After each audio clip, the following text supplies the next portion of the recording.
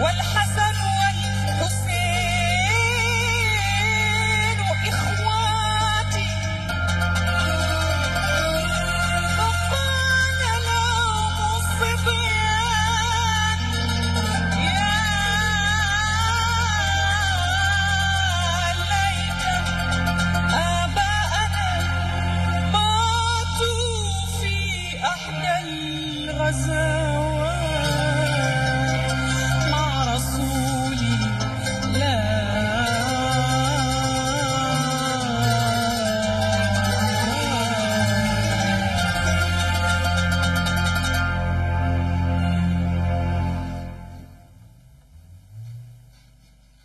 Waouh!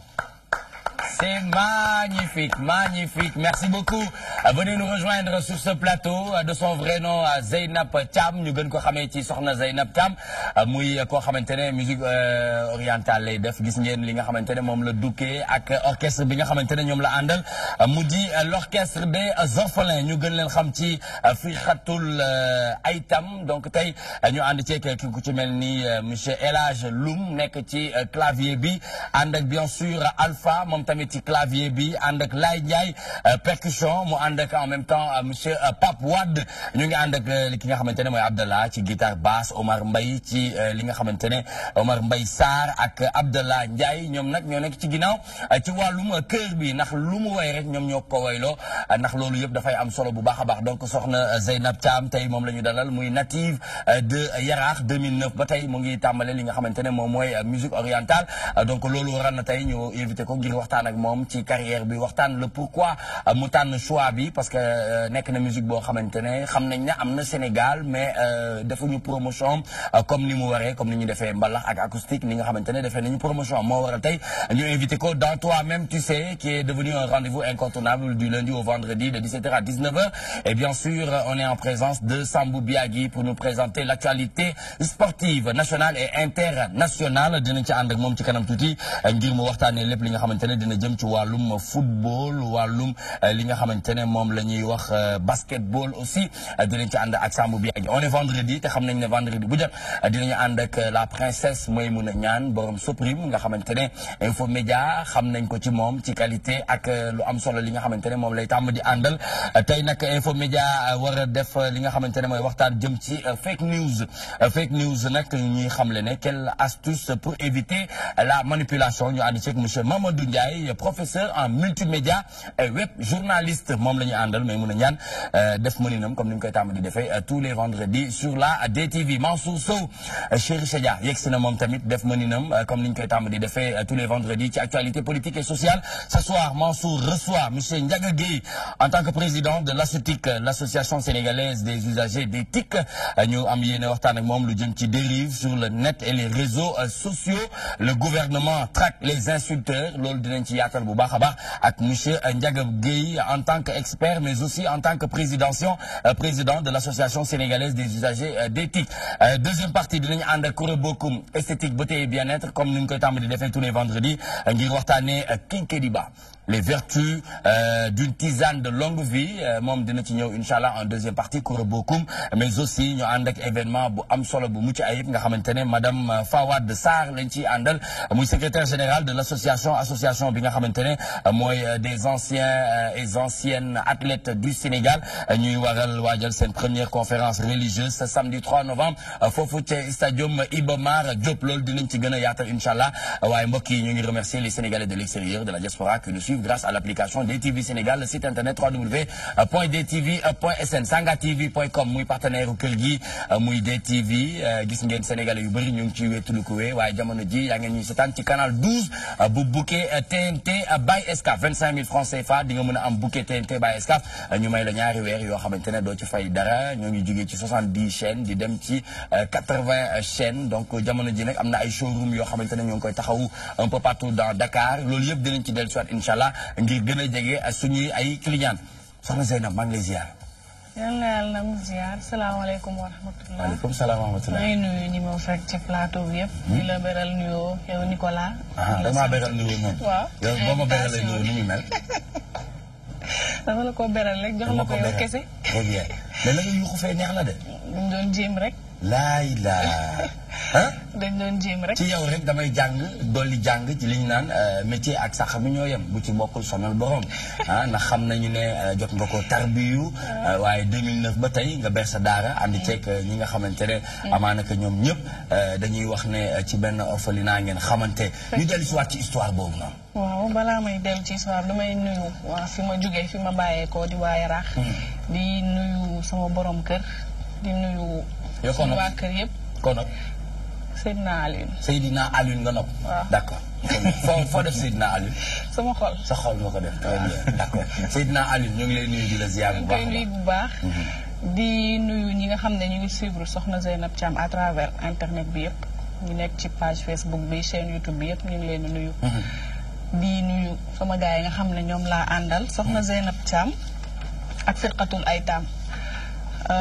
dañu nekkoon ci benn orphelinat yàlla def ñu am ay partenaires yoo xamante ne ñu ngi nekk à l'étranger orphelinat bi tudd Human Appeal International.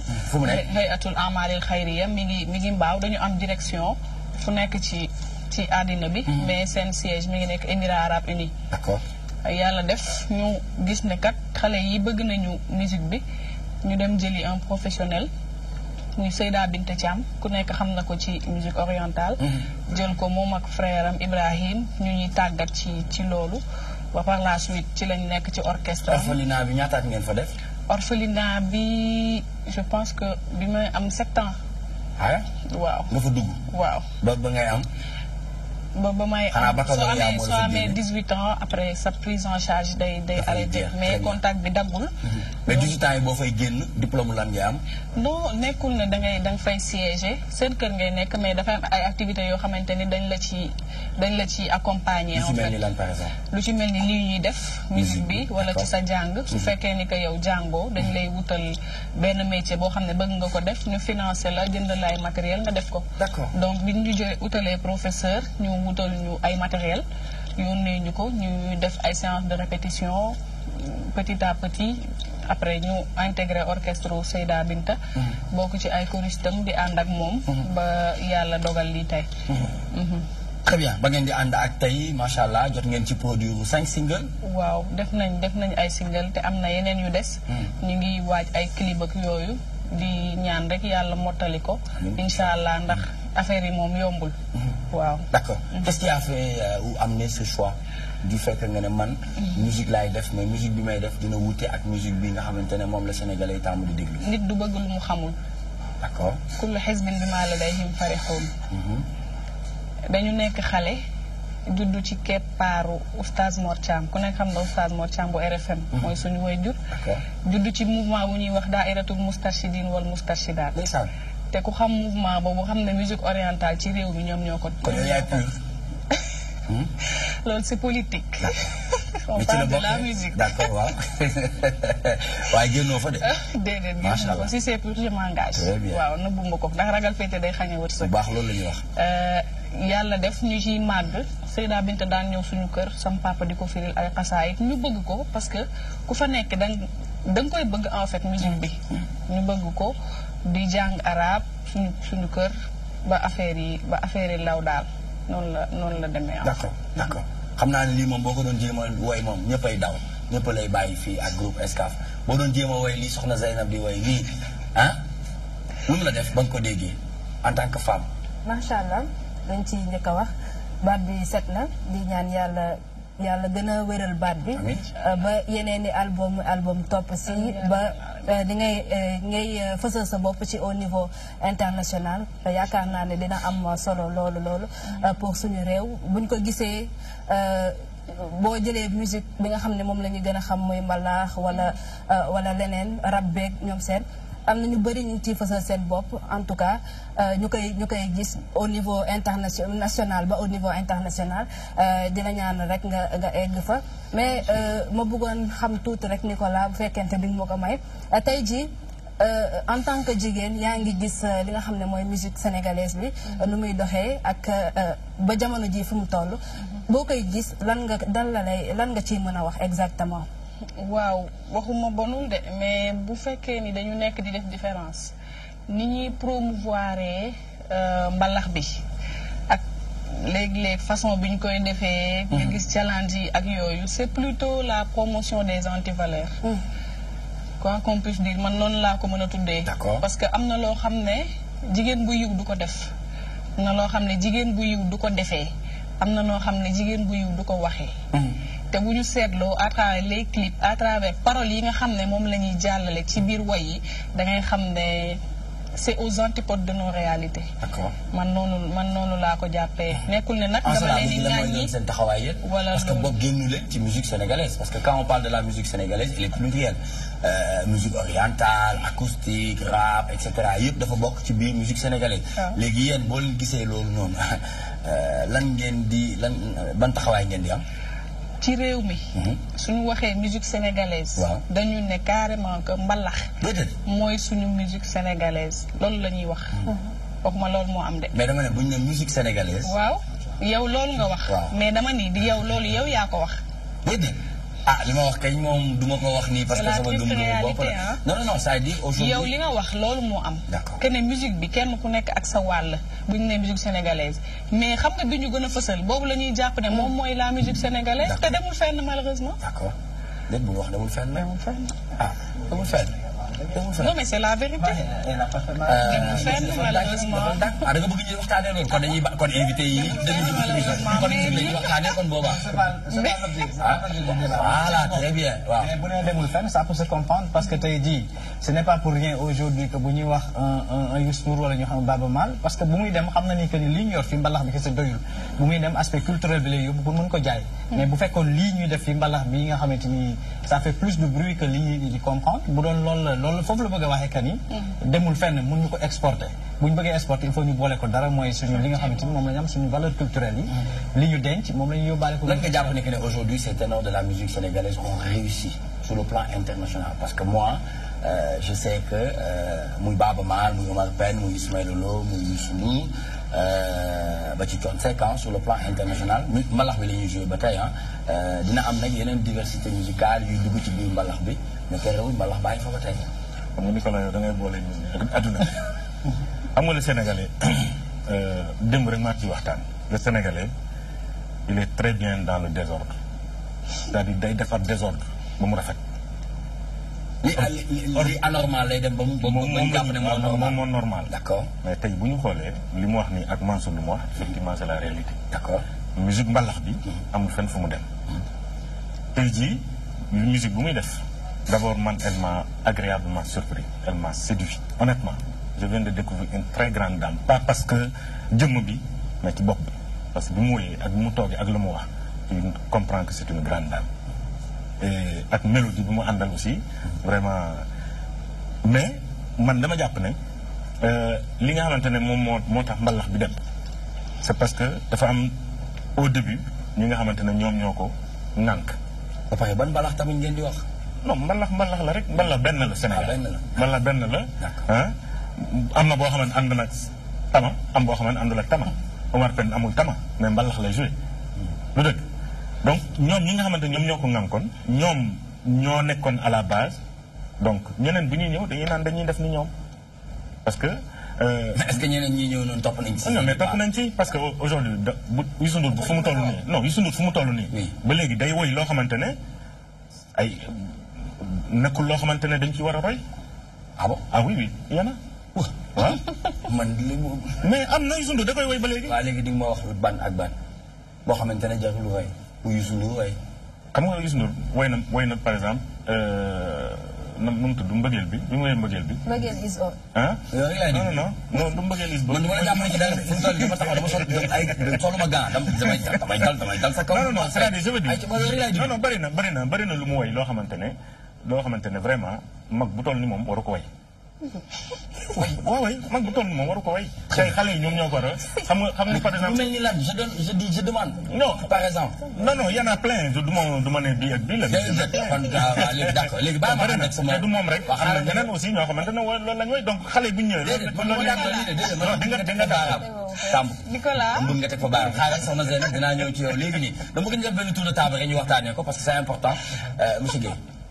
waaw di ko féliciter. oui di ko vraiment encourager. tout à fait. te di wax ne sonorité sacrée. spirituel bu mélodie baax divine. la si dëkk bi. parce que day tax nit ñi nekk si yoon bu baax. mais ma doon ko jox rek benn suggestion. boo gisee mbalax am doole si dëkk bi. mooy que li wéykat yi wax askan bi da ko xam. yaa ngi wéy. muy lu am solo mais askan bi xamul li ngay wax lan la. donc ce message du jàll. Tout à fait. donc ta musique sacrée. boo ko mënoon innover ba wax ko si kàllaama wolof kàllaam boo xam ne askan nañ ko mën a dégg comme ça képp ku lay déglu dana gën a nekk si yoon bu baax. li ngay wax nii salsero yi dañu am même problème bi. salsero yi. voilà même problème boobu. moo tax musique anglaise ak yeneen mënut a fës si Sénégal. d'accord nit ki boo bëggee sa askan dégg la. da nga leen di wax kàllaama boo xam ne nañ ko comprendre. nañ ko dégg donc xool leen daal ni ñu ko mën a doxalee.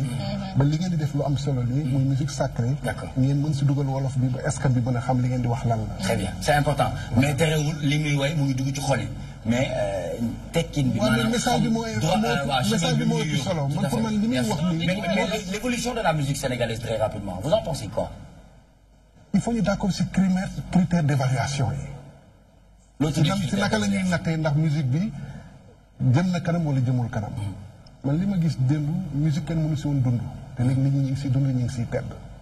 man gis naa ni boo demee bitim réew fu bëri ba Australie. xam nañ mbalax Sénégal suñ dañ la koy wax. boo dee Sénégal kenn dañ lay tuddal.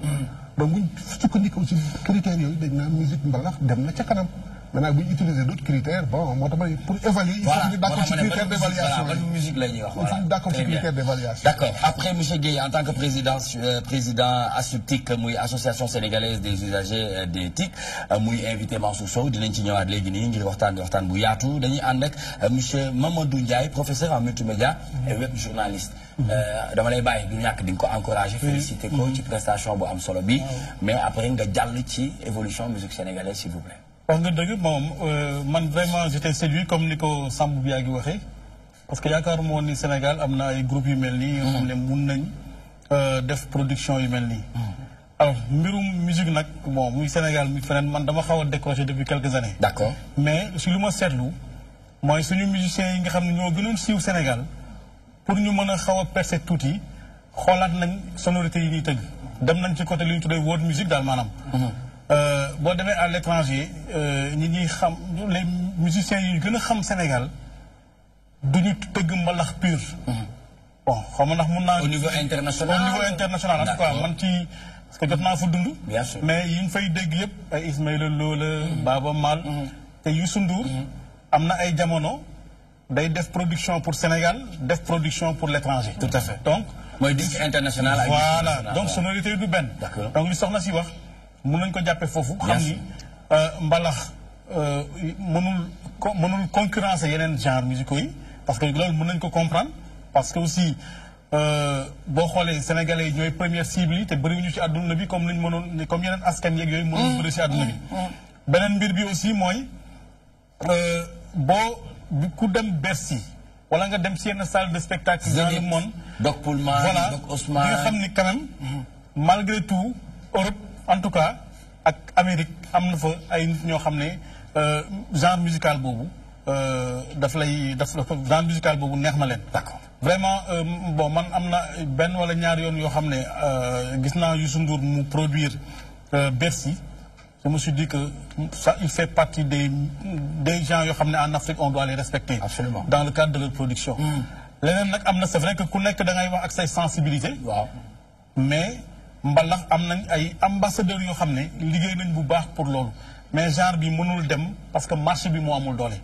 voilà marché bi amul doole et puis manqué nañu ay instrumentistes ba pare façon ak manière bi ñu koy jouer léegi wute na tuuti ak génération bi mujj peut-être muy génération Lemzo jamono mais terewul lan est-ce que xalaat nga bu baax ci li nga xamante ne monsieur Guèye wax na ko parce que aujourd'hui aussi quoi qu'on puisse dire. salsa fii ci Sénégal mu ngi dox ñu ngi koy fecc ñu ngi koy béggee ñu ngi koy enjoy et tout mais am na limite tuuti te limite boobu li ko indi problème mu langue la. est-ce que aujourd'hui à travers votre musique yaa ngi envisager dëpp morceau yi c'est-à-dire mooy kàllaama bi nekk ci parce que nii li nga daaneel fii léegi nii bëggoon naa nga wax ñu ci lan nga wax ci lan nga woy parce que certes que dugg na ci xol yi mais xamuñu effectivement message bi lan la. waaw maa ngi remercier monsieur Guèye li mu wax am na solo mais normalement. ñun genre musical bi ñuy def boo seetloo ay jullit ñoo koy def. d'accord réew mi jullit yi fi ëpp. su fekkoon ne lépp dafa jaar ci yoon rek dinañ ko dégg. xaw ma ndax ci baar bi malheureusement loolu amul mais ñu ngi fexe di def way tamit en wolof dañuy way en wolof. c'est important. dañuy way en wolof. li nga way fii léegi lan la. li ma way fii histoire la. diggante yonent bi sallallahu alayhi wa sallam ak benn xale. d'accord yonent bi dafa doon jiite ji Aïd mu romb groupe bu xale. ci biir xale yi ñëpp a ngi kontaan mais gis na kenn koo xam ne nekkul. ndeysaan ci modestie mu dem approché xale bi ne ko lan moo tax tey di bisu Aïd nga triste beru di jooy te say morom di foo. xale bi nag xamul woon ni yonent bi la doon waxal sallallahu alayhi wa sallam. mu ne ko man sama papa dafa àndoon ak kooku ñu naan Sayyiduna Muhammad. ñu dem ci seen xare yi biñ fa demee ñu rey ko biñ ko reyee sama yaay épousé beneen góor boobu sama yaay épousé nag moo lekk suñu alal jël suñu kër bàyyi ñu tumuranke bàyyi ma ci état bii nga ma gis mu ne ko tey di bisu Aïd sama morom yëpp ma gis leen ñu kontaan ànd ak seen papa ma xalaat sama situation sama xol tooy loolu moo tax ma jooy ndeysaan yonent bi sallallahu alayhi wa sallam ne ko ndax bëgg nga ma nekk sa papa Sayyidatuna Aïcha nekk sa yaay Seydina Aliou nekk sa oncle Sayyidatuna Fatima nekk sa grande sœur Al-Hassan wal Hussein nekk say cousin su doon man la de yaay bañ laa koy wax ndax yaay bañ foofu la gën a jekk waaw yaay bañ am na fu mu war a dugg am na fu mu gën a jekk d'accord ndeysaan xale bi nangu mu ne ko loolu de duma ko bañ mu yóbbu ko këram jox mu lekk ba suur jox mu naan ba màndi solal ko yére yu rafet ne ko dellul say morom nga foofu mu dellu xale yi ne ko yow dag ñuy fontoo parce que fii nga taxaw léegi di jooy da nga bëri jikko ñëwaat di ree mu expliquer leen situation bi ñu xam ne la solidarité une dimension active de l'éthique sociale Seydina Mouhamad moo ko njëkk a jàngale sallallahu alayhi wa sallam te ku ñu fii jay ba naan la yow sama géer comme ça yooyu lañ jël di la ko dóoree dañ lay dóor rek ndax ñun ñëpp benn géer la ñu am muy Seydina Muhammad léeg-léeg doo dédicacé comme ni ko gars yi di wooyee doo dédicacé léeg-léeg doo wooyee ba mu yàgg langue bi neex rek nga dédicacé du ma dóor waxuma dóor waxuma da ngay dóor de man ba léegi waxuma sama de ñoom Alpha ak ñoom xaaj laay woy ak ñoom Abdallah ñoom ngay woy léeg-léeg ak Seydina Ali ak Seydina Ali ki nga nopp tey lii loolu foor na dinañ ci dellu si waat léegi nii incha allah toujours avec soxna Zeynab Thiam bu ñu waxee soxna Zeynab xel yi dafay dem encore une fois ci madame Sarr muy soxna Zeynab Fall mi nga xamante ne bi mu fi génnee àddina ak léegi yàggul waaye ba tey xol yaa ngee tooy ci taxawaay bu am solo bi nga xamante ne yàgg na ko taxawoo umma islamique bi. Nicolas maa ngi koy jaale bu baax parce que sama wóllëre la woon. mos na ma invité spécial Korité. Fun City tout à fait Korité bi ndeysaan suñu wóllëreel daf daan am programme di ñu woo ñuy ànd ak waa jottali vraiment ñu ngi koy ñaanal yàlla xare ko àjjana te yàlla bu yaakaar tas amiin incha allah amiin yaa rabbal alamin jërëjëf ci noonu nag dañu ànd ak yéen ci actualité de l'internet appelé Actubuzz ñu xool ce qui fait l'actualité ou le buzz en tout cas sur la toile c'est tout de suite.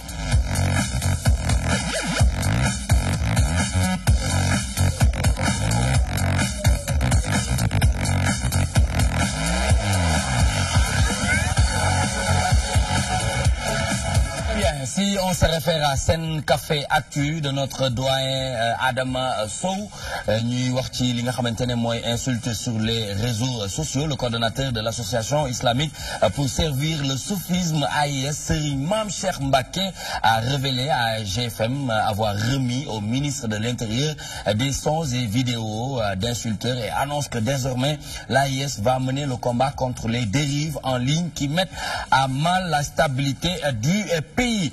dégg nañu li nga xamante ne njiitu réew mi yëkkati na ko tey nag mu tombeek nga invité koo xamante ne jege na ci wàllu boobu lay liggéey Mansour Sow en commentaire lu ñu mën a jàpp parce que ñenn ñi nee nañu même ci wàllum insulte yi sax sentir nañ ci dóor doom làq doom. waaw yaakaar naa centre dans la suite logique depuis le chef de l'État le président Macky Sall ba mu demee fële di inaugurer commissariat bu Touba. ci la ko waxoon ci la yëkkati woon ni désormais dootuñu bàyyita nit ñi ñu laxatu ci ginnaaw seen clavier wala seen ordinateur di saaga nit ñi wala ñuy wax nit ñi lu teguwul yoon yaakaar naa ni AIS bu ñu ci duggee démb yaakaar naa avant AIS amoon nañu l'association des victimes du net aussi ñoom jot nañ ci àddu ñeneen ak ñeneen wax nañu aussi qu'il était temps au moins de réguler parce que si aujourd'hui on ne régule pas tout ce qui est réseaux sociaux autrement l'utilisation demain réseaux yooyu ñoom ñoo ñu nar a réguler te bu ñu réguler dina nekk lu doy waar loo xamante ni dina jéggi dayoo parce que fi ñu toll nii dafa demoon ba jéggi dayoo te moom peut-être ci côté nit ñi analyse bi ñu ci mën a def peut-être naan moom bu mu waxee noonu warul woon waxee noonu ci genn wàll parce que dàq doom dóor doom weesuwul tey jii ces grands insulteurs jàpp nañ ci genn wàll am na ñu xam ne ñu ngi ci jege nañ ko lool ñu yëkkati ay kàddu yoo xam ne des fois war ñu ko vulgariser ci espace public ñoom ñoo koy def yaakaar naa may sawewu tànk la ñuy wax nañ ko tàmbalee foofu ñu lawal ko ci ñëpp koo xam ne da ngay jëfandikoo loolu le nga mën a wàccoog doo gaañ sa morom ci genn wàll. Très bien. Monsieur Ndiaga Gueye, en tant que président de cette association sénégalaise des usagers d'éthique, d'après vous lan nga jàpp ne moo sabab li nekk ci phénomène la tendance la en tout cas lan moo koy motiver pour que nit ñi nekk derrière leur machine rek di saaga nu leen di neexee. ñàkk a xam li internet bi di doxee parce que ñu bëri yaakaar nañ ne bu ñu xasee ba nekk internet bi zone d'anonymat la mooy da nga fa nekk te kenn du la xam kenn du la gis. te loolu ñu xalaat loolu mooy li am. ndaxte boo gisee képp koo xam ne wax nga wax ñoo xam ne rafetul. jàpp nañ la yóbbu la tribunal tëj la kaso. donc nit ñi. maanaam mooy yoon am na doolewu ak moyen wu càmbar ba remonté ba yegg si ci yow. boo xasee ba bokk si réseau. muy réseau internet. muy réseau téléphonique. amatoo anonymat. d'accord boo xasee ba taal sa ordinateur. connecté wu si internet bi rek identifié ne xam nañ yow yaay kan. boo taalee ba sa téléphone portable. ba dugg si benn réseau. xam nañ ne yow yaay kan lépp loo def rek mën nañ ko xam. naka lañ koy xam comment nit ñi via quoi. dama la jox benn exemple. gis nga ordinateur bii nga yore. waaw am na benn numéro unique boo xam benn numéro unique au monde. d'accord. numéro boobu ak yeneen jumtukaay yu nekk mën nañ topp di mën nañ si identifier. téléphone portable téléphone MAC adresse téléphone portable boo gis am na numéro unique mooy email. tout à fait. donc am boole ko ni ngay def ba connecté par internet yooyu mën nañ ko utiliser jumtukaay pour identifier ki def lii ki def lee donc il faut que nit ñi xam ne internet amul anonymat. mooy que mënoo fa nekk te kenn du la xam. li am nag mooy biñ fi nee oto. muy moyen de communication dañ jàngal nit ñi ñu ñuy dawalee oto jàngal nit ñi code de la route bala ñu leen di bàyyi ñu dugg si tali bi ñu indi fi nag jumtukaayu communication bu bees nit ñi nag lañ koy utiliser mooy internet. d'accord mais dama bëgg wax ne. oui. fu ñu yóbbu waxu dérive si internet bi jëf ju ñaaw ji fañ koy yóbbu eggu fa. comment. ñëpp ñi koy wax amul kenn. ku lay jox des chiffres ay firnde ne lii am na li am mooy quelques cas ñu jëlee si bëgg a tirer une conclusion générale. ma jox un exemple boo xoolee rapport d'activité ministère de l'intérieur bu 2015. infraction yi ñu def par le net 5 la ñu. 2015 rapport d'activité ministère de l'intérieur laa lay wax. 5 la. boo xoolee. 5 yu tour du monde. boo xoolee dik ñi mu arrêté. oui. def ñaawteef bu bon par internet si Sénégal. juróom lañu. d'accord te waxuñ ndax sénégalais war duñ sénégalais. boo xoolee ñi def ñaawteef dans la vie réelle dik arrêté leen 848 lañu. y a pas photo. déedéet. ma jox la rapport ministère de l'intérieur bu 2017 rapport d'activité. boo xoolee ñi dik arrêté su ñuy utiliser internet pour def ñaawteef bu bon. oui. 40 lañu. d'accord. dans la vie réelle ñi def ñaawteef dans la vie réelle 645 lañu. mooy wax escroquerie. abus de confiance. faux et usage de faux et cetera et cetera. léegi 645 la si arrêté. d'accord. ñi utiliser ko internet bi nag pour def jumtukaay bon 40 lañu. donc xam nga 40 ak 645. mais am na mais mu ñu am évolution nag. d'accord naa si d'accord naa si. d'accord naa si. très bien boo jógee 5 en 2015. waaw ba 40 en 2017 oui. mais est-ce que ay Sénégalais lañu dik joxewul ministère de l'Intérieur joxewul détail mu nekk Sénégal. très bien loolu mooy pour wane nag wax ji fa mu egg. d'accord. poséwul noonu. boo xoolee aussi Facebook day def rapport de transparence rapport day wax gouvernement yi. requêtes yi ñu koy envoyé bind yi ñu koy bind di ko wax ne nañ leen jox ay information si ay compte Facebook wala ñu jënd ay information nekk si réseau Facebook boo xoolee rapport Facebook de transparence bu génn début 2018 benn moo fa am bu gouvernement Sénégal def et c'était dans le cadre d'une procédure judiciaire. d'accord dinañ ci ñëwaat. waaye ma joxaat beneen. oui. boo xoolee rapport transparence bu Google. depuis 2009. d'accord. gouvernement Sénégal ñaari yoon la bind.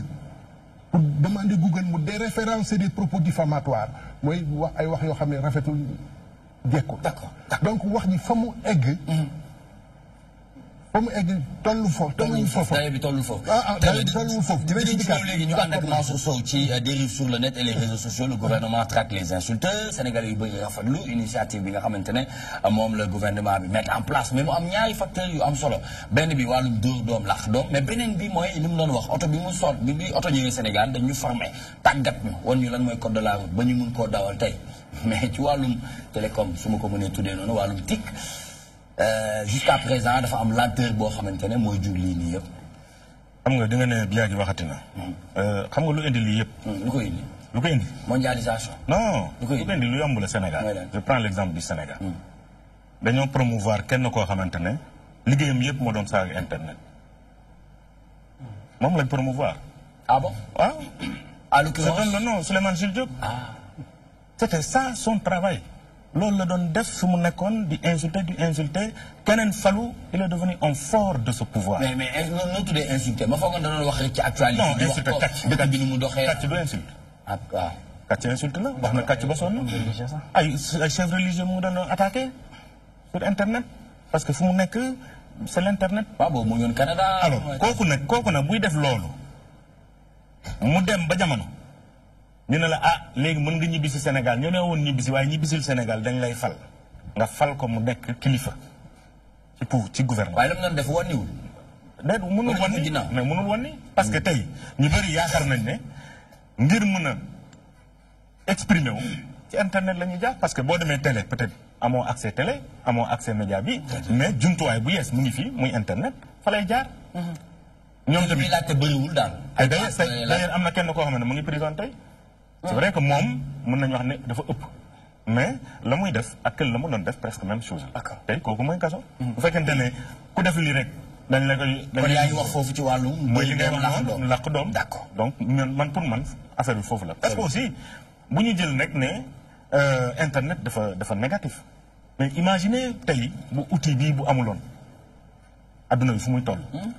c'est un mal nécessaire gis nga téléphone nu mu nekkee mal nécessaire. yi tamit mal nécessaire la. d'accord li muy faj moo ëpp. mais ci ko comprendre aussi ah. oui je suis d'accord avec moom c'est vrai que ci ko comprendre mais aujourd'hui boo xoolee. mais professeur a ngi fii. oui ñu bëri tey dañ koy jàng. te ñi koy jàng yëpp lu rafet lañ ci def. te tey ñi ko jàng ñu ngi liggéey loo xamante ne lu mucc ayib la te du internet rek am na ñoo xamante ne tey ñaata mécanicien ñoo fi nekk ñu mosuñu jaar école. ñaata boulangerie ñoo fi nekk mosuñ jaar école boulangerie ainsi de suite donc dafa di mbir moo xamante ne. mooy maanaam li ngay wax ni mooy lu ne dafa naaw dugg ci biir. mu ngi noonu. d'accord très bien maintenant comment faire pour éradiquer phénomène boobu nga xamante ne sonal na ba sonal gu njiitu réew yi parce que mu ngi wax léegi nii kaaw Assane Diouf wax na léegi nii kaaw ki nga xamante ne moom lañ jox PUDC muy Souleymane Jules Diop donc aujourd'hui ñu gis ne. C'est à la portée de tout le monde ça c'est vrai maintenant comment faire lan mooy stratégie bi exactement wala lii gouvernement bi yëkkati ne loolu foofu lañ jëm loolu mooy bi gën. non loolu moom yaakaar naa ni dañuy fi ñu jëm du noonu. parce que ils vont droit au mur quoi. ah bon non de sortie nit ku jóg pour def lu ñaaw ci internet mën nga génne répression bu la neex mais ñoom tamit seen côté mun nañ génne ay xarala ay techniques yoo xam ne mun nañ contourner. surveillance boobu gars yi di def kii wax na ko mais am na ay possibilité monsieur Guèye wax na ko mais am na ay possibilité aussi nga créer anonymat booy dem ci réseau boobu. ci réseau bi d'accord. am na ay activistes yoo xam ne aussi mun nañ anonymiste ñëpp xam nañ ko am na ay yeneen activistes yoo xam ne mun nañ créer ay connexion privée pour permettre la bu la sa réew bëggee xotal ci sa activités yi nga am ci internet pour permettre la nga def ko ni nga ko soobee mais problème bi du foofu boo seetloo en réalité. Sénégal suñu problème principal acteur politique yi la boo xoolee avant ñuy wax insulte sur internet insulte ci forum yi lañ waxoon te da ngi rappelé wu dajale nañ fi à Saly plusieurs fois les sites internet bi leen appel moo ko doon organisé ak député yu bëri ñëwoon nañ pour wax leen ñu modérer les commentaires mais commentaires yi yu si ëpp mais saaga yeeg yooyu ci commentaire yi c'est entre hommes politiques kan mooy ngemb ay parce que gis nga stratégie de communication dafa am lu ñuy tuddee souvent ay cellules de riposte ñu su bëri ñoom dañu am ay nit ñoo xam dañ leen di tàggat pour ñuy xool seen adversaires yi nan lañ leen mën a sonalee contrer et cetera da ngay publier benn article wax lu rafet ci benn homme politique wala benn leader wala benn maire mais keneen ku bokk feneen ñëw wax lu ko neex saaga yàq der wala sax sosal la loolu kan moo koy financé kan moo koy encouragé mais acteur politique yi la dañu waxante dëgg bu fekkoonte ne ñoom déjà par rapport te boo seetloo ñuy insulté ñëpp ci internet parce que yan sujet la ñuy wax en général c'est des sujets politiques du dëgg de du yoon insulte moom mënuñu ko cautionner mais je pense que pour justice am réew mi pàcc bu nekk da nga war a doxee ni nga war a doxee pour réew mi jaar si yoon bu mënul am nag day indi problème waaye rapidement pour nu réew mi war a doxee mais réew mi nu mu war a doxee mooy ku nekk li wàllam nga jox ko cëram nga jox ko respect nga jox ko te di wax nit ñi dëgg di jëfee dëgg soo ko deful tôt ou tard dinañ la ko rappeler ci internet bi te souvent li ñu tuddee insulte du insulte loolu moom mën nañ ko relativiser aussi parce que le citoyen aussi constitution bi daf ko jox droit à l'expression te droit d'expression du toujours wax li Mansour bëgg wala li Biggi bëgg biyaa ngi bëgg da ngay wax li nga xamante ne moo la ñor même bu dee xosi keneen nga wax ko ci anam bu rafet loolu moom lañ ci sàkku léegi nag solution bi mooy lan monsieur Guèye wax na ko léegi gis nga Sénégal dañu tàggatul ci nan lañu war a comporter woo ci internet xamuñu enjeu yi cette maturité xamuñu enjeu yi internet espace public la comme looy ciy wax dafa mel ni yaa ngi koy wax ci mbedd lépp loo xamante ne rafetul nga koy wax ci mbedd waroo ko mën a wax bu fekkee da nga jàkkaarloog sa ordinateur wala da nga yor sa smartphone écran bi du mur boo xam ne dafa la war a protéger pour nga wax wala nga jëf lu la neex Sénégal nag ci côté éducation fii da ngay am sa doom mu am ñaari at mën a dem ci YouTube mën a utiliser ay yenn applications yi donc je pense que tàggat bi dafa war a commencer dès la maternelle ñu commencer di leen ci tàggat li ñu tuddee éducation aux médias sociaux di leen ci wax lu nekk lan nga ci mën a def lu rafet ak lan mooy risques yi pour yow je pense que bu ñu ko defee ñu màggayoo ko inch'Allah Sénégal comportement yi dinañ ci ñëwaat léegi nii ànd ak Maimouna Niane ci info média monsieur Mamadou Ndiaye professeur en multimédia et web journaliste dafa mel ni li ñuy tàmm di wax ci olof naan nuyoo woon na ca ngoro ba dañ koo fayul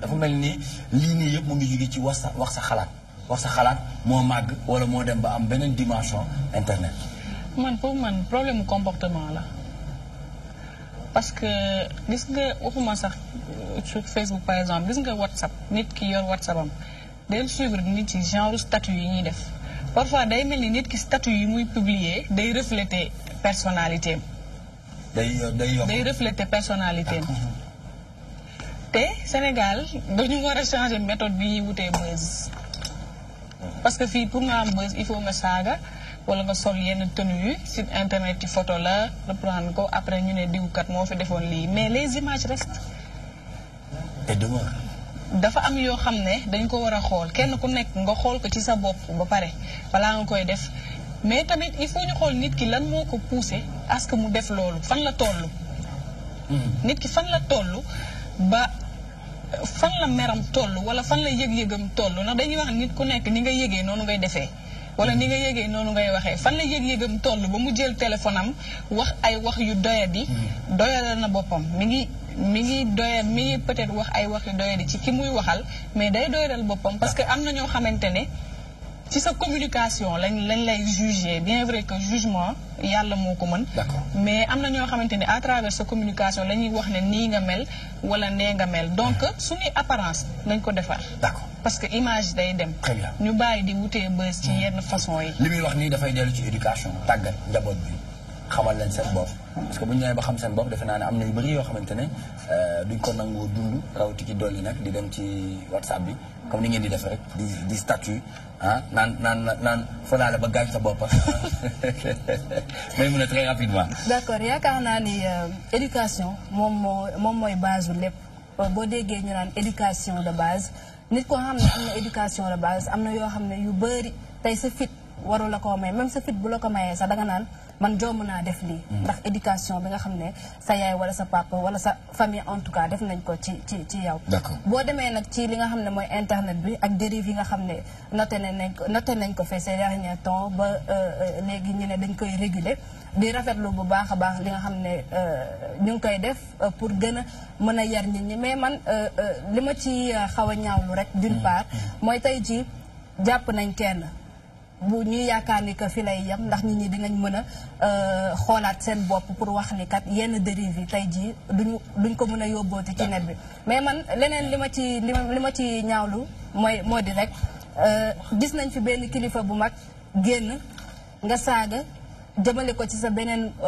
mbokk politicien ñëpp di ci coow loolu doyul nga dolliwaat di saagawaat la même personne pour wax ni que li nga doon def ni yow yaa ko tey amul dara la ciy fekk léegi nag may laaj ndax ñaari façon sénégalais daa am ñoo xam ne dañuy wax dara du leen ci fekk am ñoo xam ne dañuy wax dara fekk leen ci. Très bien merci beaucoup may mën a ñaan si kanam dinañ ñëw ak yow ci info média léegi nañ jàll ci waxtaan bi ànd ak Mansour Sow ak monsieur Ndiaga Gueye président ASITIC muy l'association sénégalaise des usagers des TIC.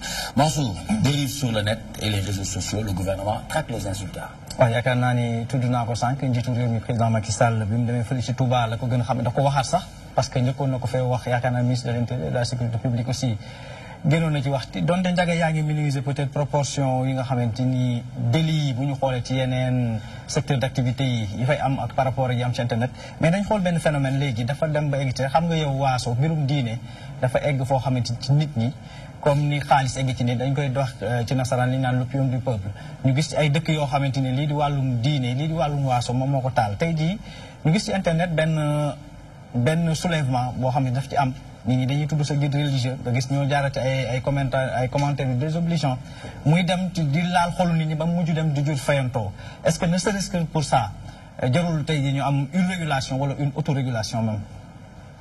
waaw wax ñi yóbbu nañ ko foo xam ne ni internet Sénégalais yi ñu ngi koy gis comme une menace pour la paix sociale comme une menace pour la cohésion sociale mooy que internet une menace la pour Sénégalais yi dëkk si jàmm te ma leen waxaat ko wax ji fañ ko yóbbu eggu fa wax naa tout à l'heure que rapport ministère intérieur 40 personnes lañu arrêté pour infraction il y a combien d'utilisateurs d'internet au Sénégal boo xoolee rapport UIT mooy jumtukaayu Nations Unies wax ne mooy càmbar fii dëkk yi toll si xarale yu bees yi ñu ngi jox taux de pénétration internet Sénégal 26%. muy à peu près booy 3 700 4 millions d'utilisateurs sénégalais 4 millions de personnes ñuy utiliser internet mu am 40 yu ñu def li fi ñaaw ñu ne yëf yi ñaaw dafa bëri si dëkk bi loolu xel mën na ko nangu.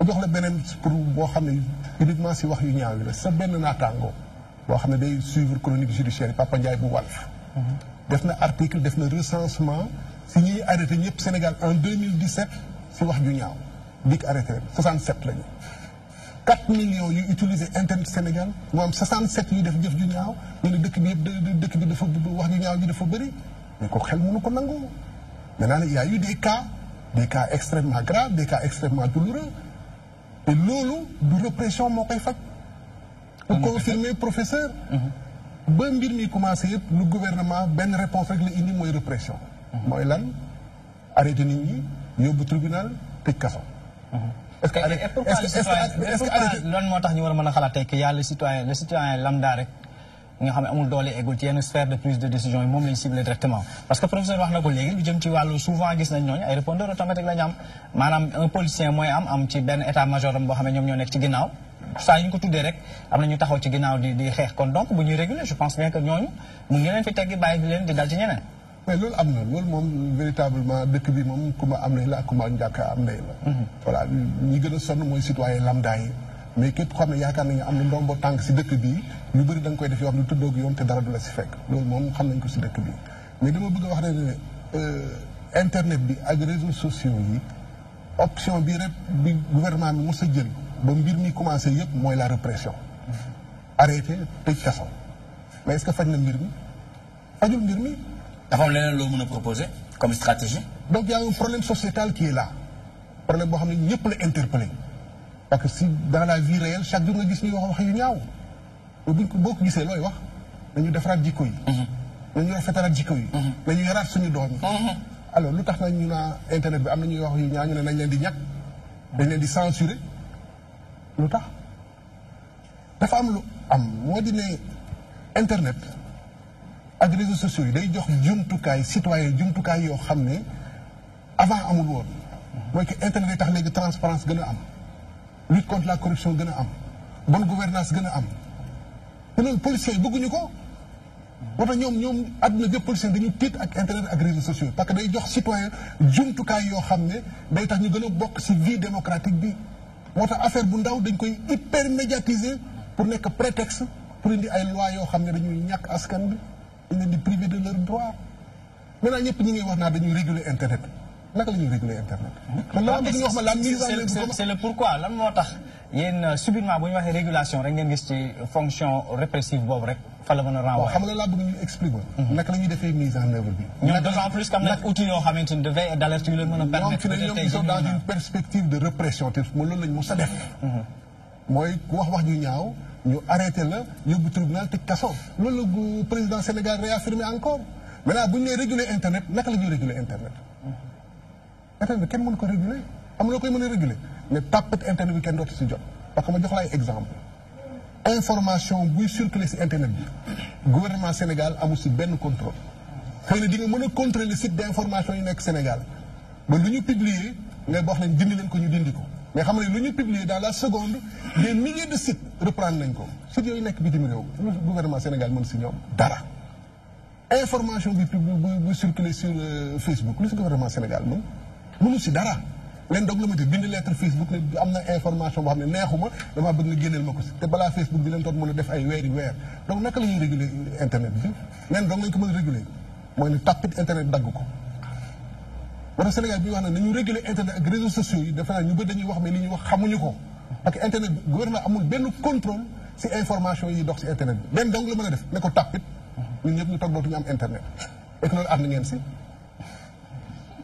gis nañ ko ci yéen dégg nga naa leen léegi ay exemple loolu yaakaar naa ni débit waaw moom nañ ko ci Mali mais moom mooy tapit internet bi rek mooy ralentir doole internet bi ba pour nga envoyer email sax day jël 30 minutes ñun ñëpp koy dund boole ko les conséquences économiques sont énormes mais est-ce que proposé ngeen ay solution état non ñoom prétexte bi ñu jël mooy wax ju ñaaw ji nekk si internet waaw fa laa jëm dégg ma rek maanaam wax ju ñaaw ji fañ ko yóbbu eggu fa maintenant y a un problème qui est là naka lañ koy fajee ñun ñëpp ñoo si am pas de responsabilité.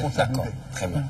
ministère de ministère de l'éducation nationale am na rôle bi ñuy jouer parce que mooy tàggat les citoyens de demain comme ni ko professeur doon waxee l'éducation aux outils numériques dañ ko war a def foofu les chefs religieux ont un rôle di waxtaan ak seen i taalibe les parents mooy les citoyens ni ñuy yaree suñu doom yi am nañ si rôle la presse a un rôle extrêmement important parce que ma xamal la dara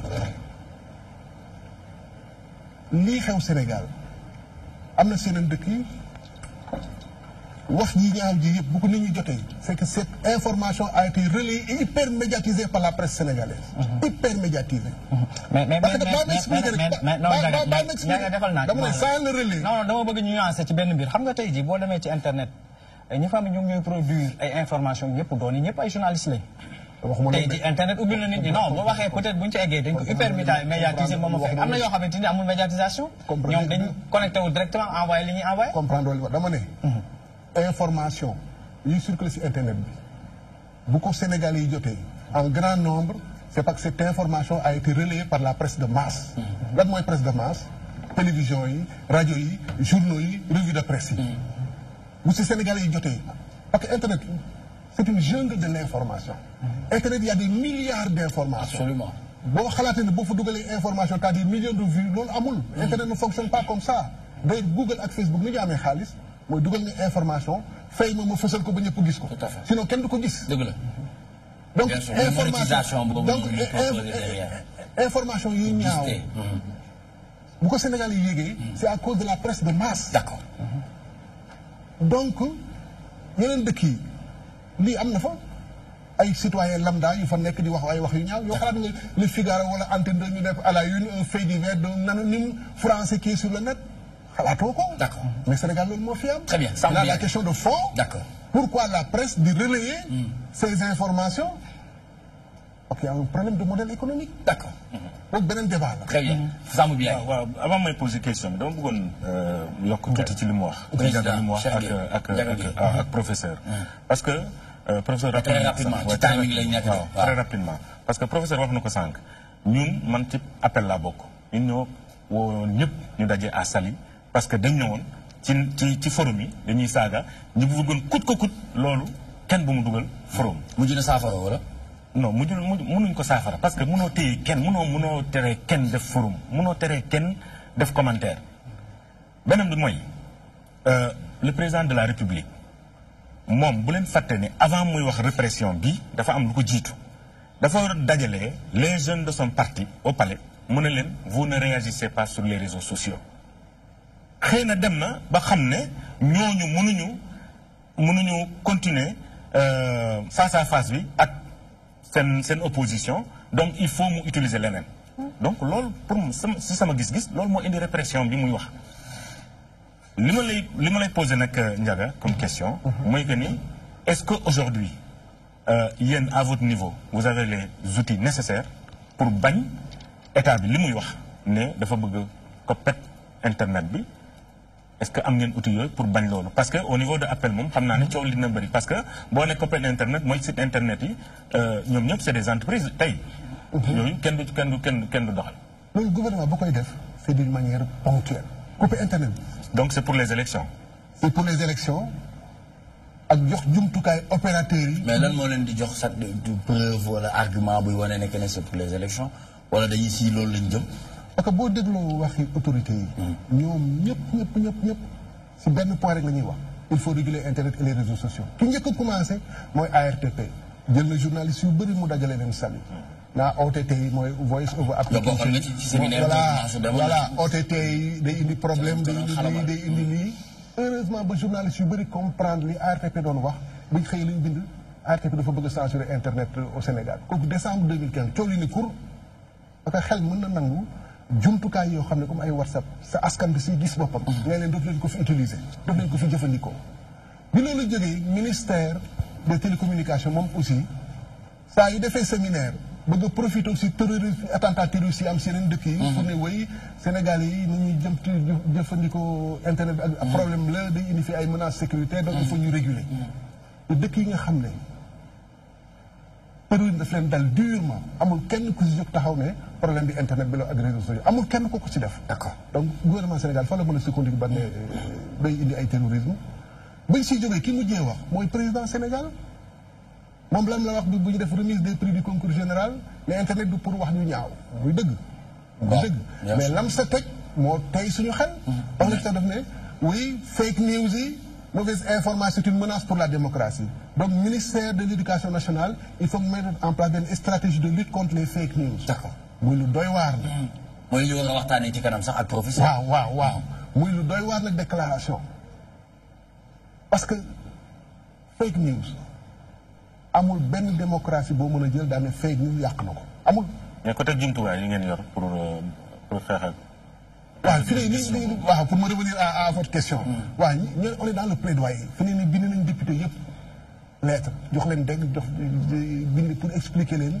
li loi bi mën a indi Sénégal ñoom fi ne ni bu ñuy couper internet c'est pour une manière ponctuelle et que dañuy utiliser ay prétextes pour def ko mooy que élection mi ngi ñëw ñu ne woy pour lutter contre les fake news la désinformation pour la sécurité publique donc il faut ñu couper internet bi ñoom ñëpp ñu ngi def plaidoyer pour xamal ko askan bi xamal ko aussi député du Sénégal parce que ñoom boo xoolee seen wax yëpp mooy il prépare l'opinion à accepter ëllëg internet bi ñu ne ko tàppit moo tax lu xew lu tuuti événement bu ndaw rek ñu hyper médiatiser ko wax ñu ñaaw yëpp lu nekk ñu ko wax donc si loolu lañ nekk fi ne tous les députés sont avertis maintenant loi bi bu jàllee on va se tourner vers la communauté internationale pour xamal ne kat Sénégal mi ngi jël ay yoon yoo xam ne méngawul du sàmm ak yelleefu doomu askan bi si xarale yu bees yi waaw loi bi sax laa bëggoon ñu des parce que loi bi ban ci yan ponk yan jumtukaay ngeen am tey ji ba nii que ni day restreindre lépp lu jëm ci liberté d'expression bu citoyen bi waaw léegi dama bëgg leeral dara balaa loolu parce que gis naa ñu bëri ñuy wax naa yóbbu nañu assemblée nationale benn loi boo xam ne code des télécoms day xeex wax yu ñaaw ji ak jëf yu ñaaw ji si internet dégg naa ñu bëri ñu di ko wax xam nga fii y a une condamnation unanime de ce qu'on appelle les dérives sur le net ko kenn àndu si wax yu ñaaw ak jëf yu ñaaw kenn donc mu ne dañu indi benn loi pour xeex ko ñëpp si ànd mais dama bëgg a leeral ne code télécom bi ñu yóbbu assemblée amul lenn loo xam ne mi ngi si biir que dafa nekk pour xeex li ñuy wax dérive sur le net exposé des motifs du code mooy li ñuy wax fi li indi code bi amul fenn fu ñu fa waxee waxi réseaux sociaux dans les objectifs du code mooy li mu war a objectif yi li mu war a indi amul fenn foo xam ne wax nañ fa waxi réseaux sociaux si biir code bi amul benn article buy wax waxi réseaux sociaux donc képp ku wax ne code bi dañ koy def pour xeex wax ju ñaaw ji ak jëf ju ñaaw ji si internet bi yaa ngi def désinformation ak fausse information. wàllum communication électronique la ñuy wax. waaw code communication électronique parce que gis naa ñu bëri ñu koy présenté comme un code pour lutter contre les dérives sur internet. kooku ko wax yaa ngi def désinformation amul benn article. au contraire c'est dans le code de la presse. qui a été voté en 2017. où il y a une disposition. boo xam ne day xeex. wax ju ñaaw yi ak jëf ju ñaaw mooy l'article 180. pour ñëw si code bi. waaw. foofu daal li nga xam ne moom lañ gën a ñaawlu mooy code bi bañ koy defar dañ dem jëli waa bitim réew. benn doomu bitim réew lañ jëli benn cabinet bitim réew. évidemment pour maquiller naka seen boole nañ ko ak benn sénégalais ñoom ñu bind code bi. loo xam ne sénégalais yi mën nañ ko def sa doomu askan mën nañ ko def na leen fi ñëpp bàyyi leen fi dem jëli waa bitim réew. dëkk bi sénégalais yi koy tabax. waa bitim réew ñoo koy tabax. donc moo tax bañ ko gisee dina kat lii kat ñun rafetlu wuñu ko. li ñu doon gën a rafetlu mooy doomi Sénégal yi nekk fi te xam ne code 2011 bi ñoom ñoo ko bindoon te ñu ngi fi ba tey bu ngeen koy yeesal ngeen woo ñooñu ngeen kaay li ngeen defal ñu code boobu. est-ce que dañoo am problème gouvernement application applicabilité la ñu gën a am. applicabilité lan. mooy code bi li nga wax nga ne 2011 ñoom am na ay sénégalais yoo xamante ne ñoom ñoo bindoon code bi waaw. bu ñu koy yeesalaat. waaw nañu waat ñooñu ak ñeneen boole ne kaay leen bindal ñu code bu bees. waaw moom moo gën ngeen fi ñu ko bàyyi leen fi. dem jëli waa bitim. loo jàpp ne moom moo waral ñu leen fi ñu ko bàyyi leen fi. pour man koo def loolu. nekkoo si tànku def lu baax pour sa askan. d'accord moo tax ba ñu gisee code bi gis nañ si article yu bëri yoo xam ne yu doy waar mais ba sa gën a doy waar mooy article 27. ñu ngi tuddee ko mesure raisonnable de gestion du trafic. moo leen jaaxal.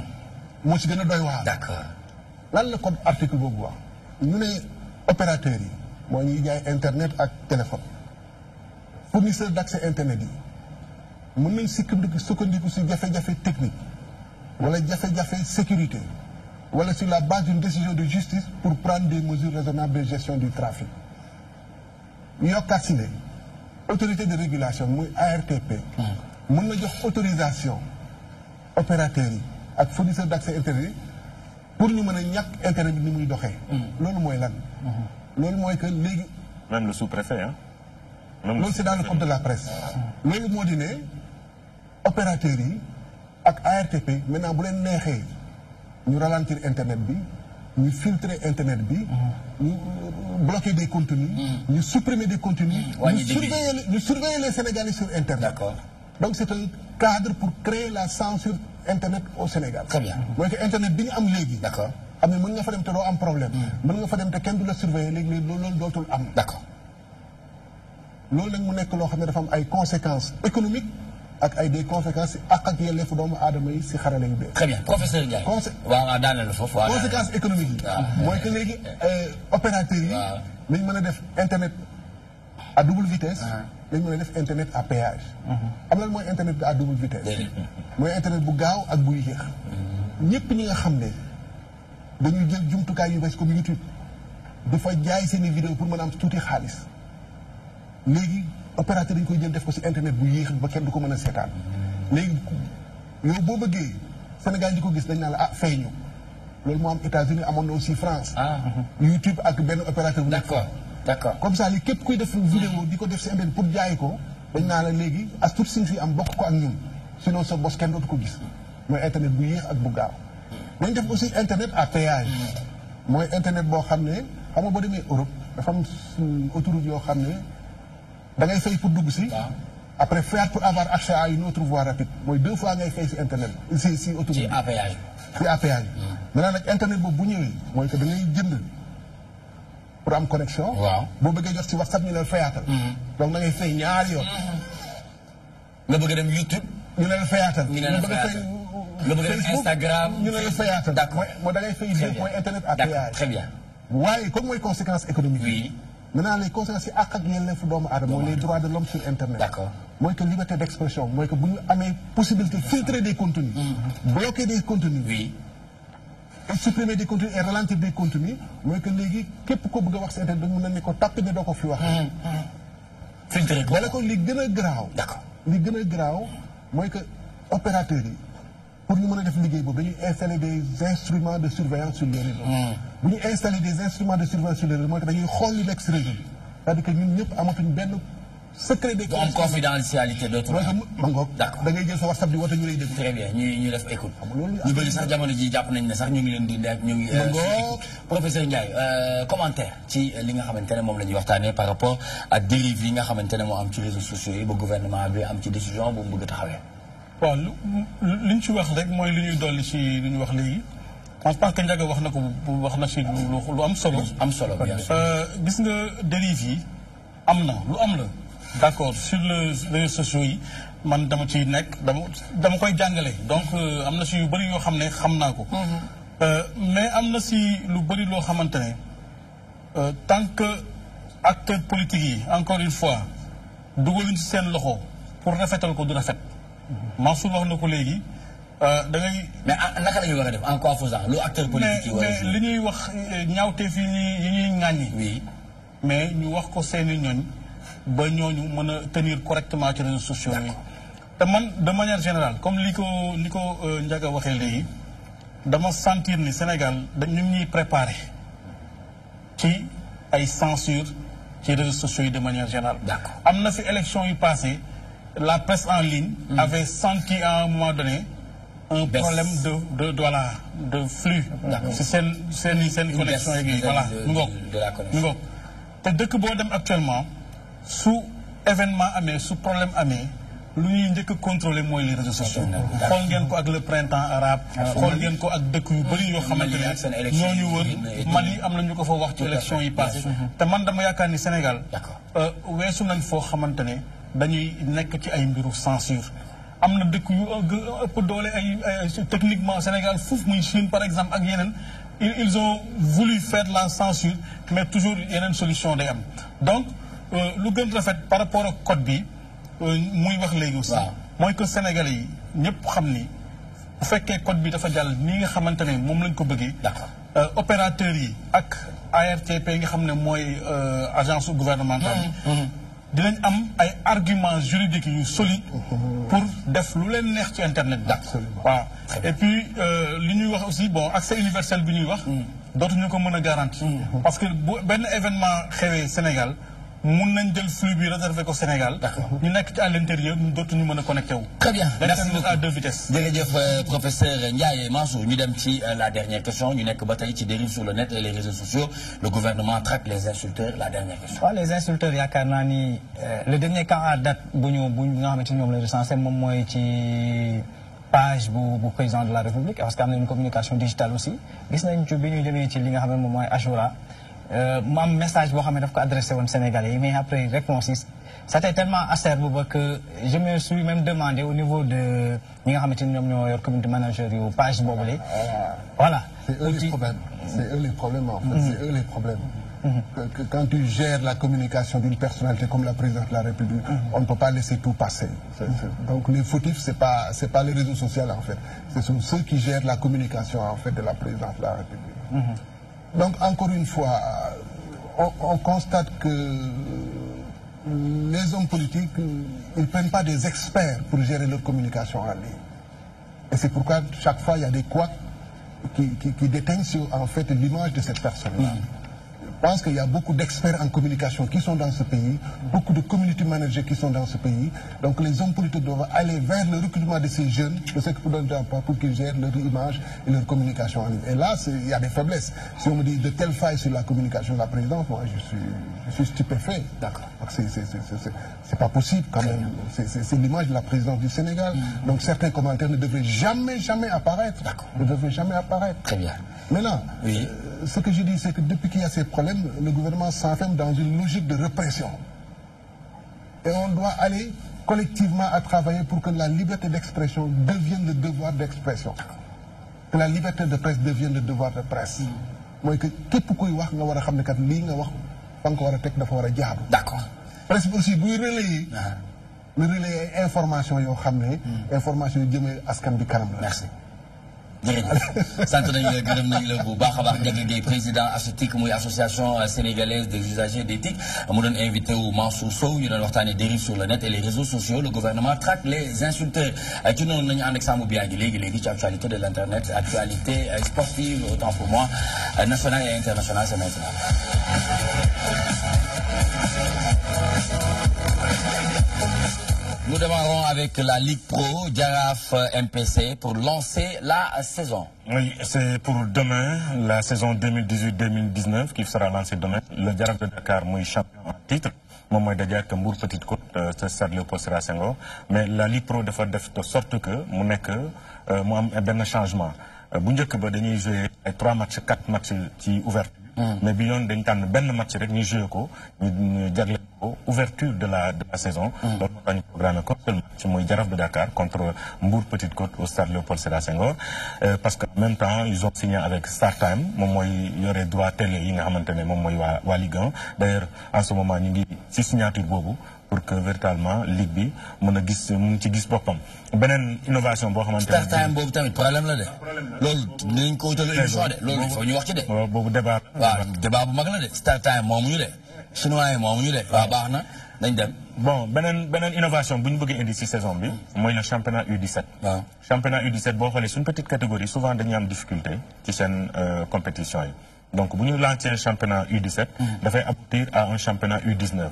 donc boo boobaa suñ équipe de première de petite catégorie saa yu demee compétition dina mën a sori. Très bien. Après Ligue Pro, nous passons à la tanière. Coly forfait contre la Guinée équatoriale. Aliou Cissé perd sa racine gauche. Oui, Racine Coly notamment moom dafa forfait. Donc côté gauche bi c'était Sabali moom moo Gassama ñëwaat na xëy na peut-être Sabali dellu si waat à mais li ñu mën a jàpp rek mooy l'information parce que yàgg. D'accord. mooy que Racine Coly bi nga xamante ne c'était la première fois Aliou Cissé woo ko en équipe nationale lors de la double confrontation Sénégal-Soudan. moom bi ñëw kon il est forfait pour ce match-là. On verra par qui il va le remplacer pour le match contre la Guinée équatoriale. Nous restons toujours avec les internationaux, cette fois-ci avec le transfert Kalidou Koulibaly. Naples rejette une offre de 46 milliards du FC Barcelone. Logique parce que pour le club Naples, mais peut-être pour Kalidou ce serait un autre challenge d'aller au FC Barcelone. Mais bon, Kalidou Koulibaly c'est le meilleur défenseur en Europe. Meilleur défenseur, meilleur passeur, meilleur défenseur passeur. Voilà. Donc, joueur Melni, un jeune joueur âgé de 25 ans, Boko Yobu, ça va, Dangay Lach Khalis. Naples, vous perdez Koumelni, 90% des passes, entre la défense et le milieu de terrain. Boko Baye Moudem, Faunga, Gissa Boko, Boko Jaye, Mungi ñetti joueurs ba ñent. Mais boo ko bàyyee nii rek 46 milliards mu dem alors que ñoom ils ont acheté par exemple à Neymar double te rendement bi Kalidou am tey moo ëpp rendement bi Neymar amoon démb donc loolu moo tax ñoom tamit ñu bañ bu FC Barcelone nag Real Madrid tamit am na lu mu proposé pour am ki nga xam ne nag moom mooy Kalidou Koulibaly. Après transfert de Kalidou Koulibaly international sénégalais, nous passons vers une modification des règles de la main et du penalty. La règle de la main mooy que ni dañ ne quand un joueur touche le ballon d'une manière irrégulière dans la surface de réparation, en dehors du gardien, c'est un penalty. Mais nous ne savons pas exactement est-ce que volontairement la collal ou involontairement. À chaque fois l'arbitre vous siffle un penalty, joueur bi day dem plaindre ci mom da koy nan tayumako. Motax ñu bëgg changer terme bobu moy toucher délibérément le ballon de la main, ni change à position pas naturelle du bras lorsqu'il entre en contact avec le ballon. D'accord. Ça veut dire terme bi lañu changer. Donc bu boba ben joueur du ñew défenseur laal nga bal. Donc bo laalé bal bi rek penalty. D'accord. Parce que sa position loxo la. Maintenant benen bi ci gëna doy war moy dañ bëgg duggal ci penalty yi. Xam nga budul série de penalty. Bu dé penalty classique la. Bo doré gardien bu ko yabbé joueur yi mën nañ ñëw dóoraat mu dugg. Waaw. Wala bu dalee ci poto bi wala baar bi. joueur yi mën nañ daw ñëwaat dugg ci dolli boobu lañ bëgg dindi. Donc dafay am arrêt de jeu. Ça veut dire que gardien bu duggul rek fu mu mënti laal muy gardien bi muy poto muy baar bu dellu si waatee keneen amul droit laal ko arbitre day interrompre. mooy 6 mètres la ñuy teg. mooy 6 mètres la ñuy teg. très bien voilà. merci beaucoup pour ces informations. association boobu moom moo ko. d'accord ñoom ñoo ko def très bien ñu jeexal très rapidement avec la NBA les Lakers de LeBron James face à Portland en direct sur la DTV magie de la télé. oui mooy le début du championnat anglais plutôt américain sur la DTV demain lañ koy tàmbali. à partir de 22h. bon on a tous les matchs. dañu ciy féliciter président Sidi Diagne. waaw parce que xam nga ko bëgg basket la. dafa bëgg basket. sport quoi en général. waaw contrairement à ton ami. ah bon Jupiter. bul wax loolu. Jupiter football rek. très bien d'accord donc ce sera vraiment demain. oui mooy surtout 22h. 22h surtout du match bu am solo. parce que LeBron James dafa jógee Cleveland. c'était le métronome de Cleveland. bien sûr mu dem Lakers actuellement Nicolas mu ngi 12e position dans la conférence ouest. dina ñëw. bon ça va être compliqué parce que ci conférence boobu la Golden State nekk te moom mooy adversaire am à chaque finale depuis 3 ans ñoom ñooy daje finale. donc ça veut dire que ñoom dañuy dajewaat mun na am ñu dajewaat ci finale conférence ouest bu boobaa bu fekkee ne Golden State moom moo jàll dañuy gis ne kon pour la première fois LeBron James pendant 5 ans du dem finale. très bien d'accord kooku mooy Golden State xam nga moom mooy équipe bu boy bi njool bi. Pais Ismaël waaw moom mooy équipe am le réalisateur moom moo tax muy baadu lu ci ginnaaw. très bien merci beaucoup Sambou Biagui merci à Mansour Sow ñu bàyyi suñu invité très rapidement en 10 secondes nga def le mot de la fin à l'endroit des Sénégalais qui nous regardent d'ici et d'ailleurs s'il vous plaît. waaw c'est que day wax rek ne ñu ngi jëm vers des échanges extrêmement importants. pour l'avenir du Sénégal que l'élection présidentielle. et que dans ce sens-là képp koo xam ne mën nga def benn jéego pour que mu nekk dans la transparence la plus absolue ba le choix des Sénégalais soit respecté dañ ko def moo tax ñuy ñaax député Sénégal yi que article 27 bii ñu amandé ko waxuñ ne mesure raisonnable de gestion du trafic warta am mais bu waree am juge sénégalais bi moo koy décider mi nga xam ne daf fi nekkal pour askan. très bien loolu ñuy jaax député yi. pour ñu déglu baatu askan wi. jërëjëf jërëjëf. merci beaucoup ñu ngi lay jaajëfal bu baax ci nangul bi ñu nangul ñëw ñu waxtaanee lépp li nga xamante ne rek jëm na ci wàllum TIC ndax yow yaa yor association bu mag bi nga xamante ne mooy association sénégalaise des usagers des TIC muy monsieur Ndiaga Guèye ñu ngi koy sargal bu baax merci beaucoup à Mansour on se retrouve vendredi prochain inchallah morceau bi ñu jox léegi nii daw na yaram boo ñu ko expliqué ci wolof bu ñu ko comprendre daw na yaram waaye boo yéegee léegi ban morceau nga ñu jox. waaw dama bëgg ñu woy Serigne Babacar Sy. Serigne Babacar Sy xanaa ci wolof nga koy woy ci gàmmu waaw ci gàmmu gi lañ jëm de. moom mooy sunu soppe. macha allah l'homme au sourire légendaire. l'homme au bonnet carré de 55 centimètres. waaw. l'homme qui n'a jamais troqué son manteau vert. dëgg la borom wa innani qad kuntu min ahli ndari. waay maskani biha ladaari andari. waaw tëm dugal. Chéri Ali na ngi ndeysaan kii nopp Ali dëgg ngi nii mu ngi nii on se retrouve tout de suite après cette page de pub vous êtes dans toi-même tu sais le temps ñu dalal suñu yeneen invité ku ci mel ni Maymouna madame Sarr mi nga xamante ne moo fi war a ñëw taxaw association mais aussi ànd ak ki nga xamante ne moom mooy Koura Bokoum c'est tout de suite après cette page de pub.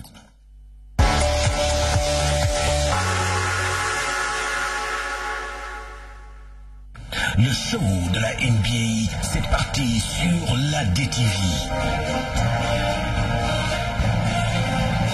L'ère LeBron James aux Los Angeles Lakers a débuté par une défaite chez les Portland Trail Blazers. Lakers-Portland, la revanche à Los Angeles. Il y aura sans doute et forcément de l'électricité dans l'air. Lakers Portland à suivre en direct sur la DTV ce samedi à partir de 22h. Entre LeBron James et Lillard, ce du dunk au dunk qui avait fait vibrer la salle des Blazers. Samedi soir à 22h, ça va se savoir entre Los Angeles Lakers et Portland Blazers en direct sur la DTV. La NBA, la magie du basketball sur la magie de la télé. DTV.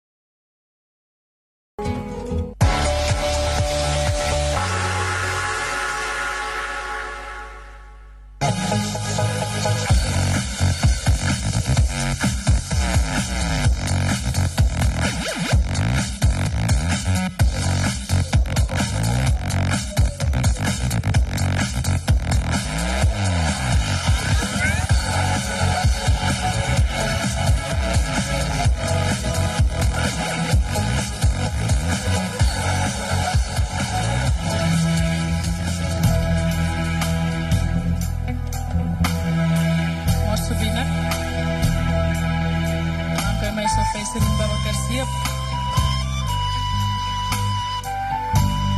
di ko may turandoo Serigne Babacar Sy yëpp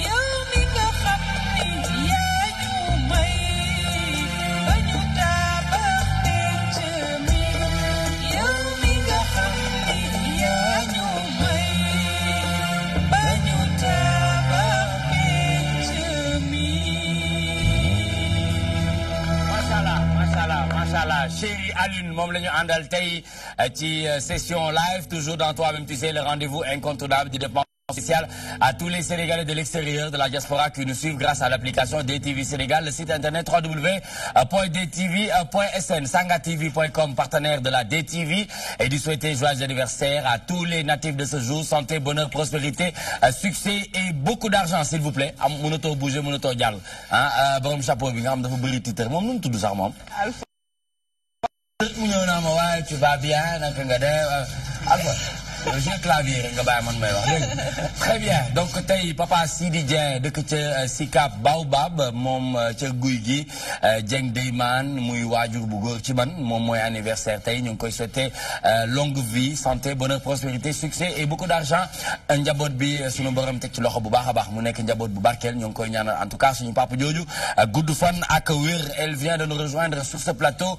Elle s'appelle Koura Bokoum, esthétique beauté et bien-être ñu xam ko ci bu baax a baax comme tous les vendredis. Ce soir mu war a waxtaane li nga xamante ne moom moo jëm ci Kékédiba, les vertus d'une tisane de longue vie. Madame Fawad Sarr, secrétaire générale de l'association des anciens et anciennes athlètes yu réew mi ñoom ñi nga xamante ne ñoo ngi waajal seen première édition muy conférence religieuse ce samedi 3 novembre 2018 foofu ci stadium Iba Mar Diop moom it dina ànd ak ñun ci kanam léegi-léegi waaye ni ñuy def mooy ànd ak Maymouna Niane ci Info Média c'est maintenant.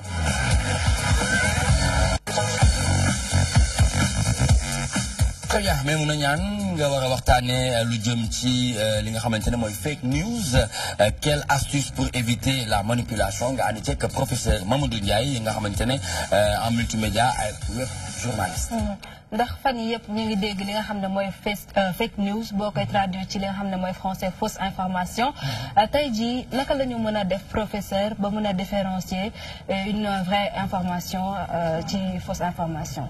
waaw loolu de li nga wax ni dëgg la jamono yu ñu toll nii loolu lëmbee na mbirum journalisme fu ñuy tas xibaar aussi nit ñi am nañ problème yooyu surtout ci réseaux sociaux yi parce que boo nekkee ci réseaux sociaux yi léeg-léeg da ngay gis benn information boo xamante ne dañ la koy afficher bu fekkee yow amuloo habitude ràññee site yoo xamante ne mën leen jox confiance ak site yoo xam ne waruñu leen jox confiance da ngay jàpp ni lépp lu ñu bind ci internet bi rek dëgg la.